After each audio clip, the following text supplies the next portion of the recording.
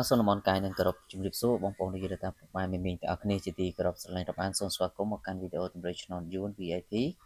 បាទសម្រាប់គ្រូធំបាទសម្រាប់ថ្ងៃទី22ខែ11ឆ្នាំ2025ពុកម៉ែមេមីងសម្រាប់ថ្ងៃនេះផងដែរយើងក៏មានតម្រុយលេខសម្រាប់ធ្វើការចែកជូនទៅកាន់បងប្អូនទាំងអស់គ្នាសម្រាប់កំសាន្តចឹងដើម្បីយកទៅធ្វើការផ្សងសំណាងផងដែរអញ្ចឹងបងប្អូន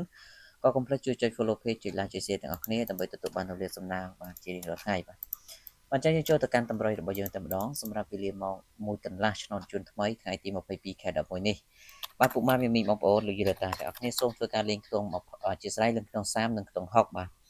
បាទចំពោះខ្ទង់30យើងធ្វើការបូក38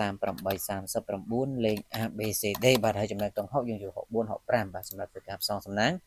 នៅម៉ោង1កន្លះឆ្នោតយុទ្ធថ្មីថ្ងៃទី22បាទហើយសម្រាប់បងប្អូនលោកយាយតាពុកម៉ែមីដែលចង់បានលេខល្អលេខ VIP ដើម្បីធ្វើការបុកបាទអាចធ្វើការឆាតចូល page ទាំងអស់គ្នាខ្ញុំបានមានលេខពិសេសពីរគ្រាប់ឲ្យបងប្អូនយកទៅធ្វើការផ្សងសំណាងគឺលេខទាំង4ប៉ុស ABCD សេវាត្រឹមតែ 50000 រៀលទេបាទហើយឆ្នោតចិញ្ចឹមទើបយកសេវាតាមក្រោយអញ្ចឹងបងប្អូនដែលចង់បានកុំភ្លេចធ្វើការឆាតចូល page ដើម្បីជួយទាំងអស់គ្នា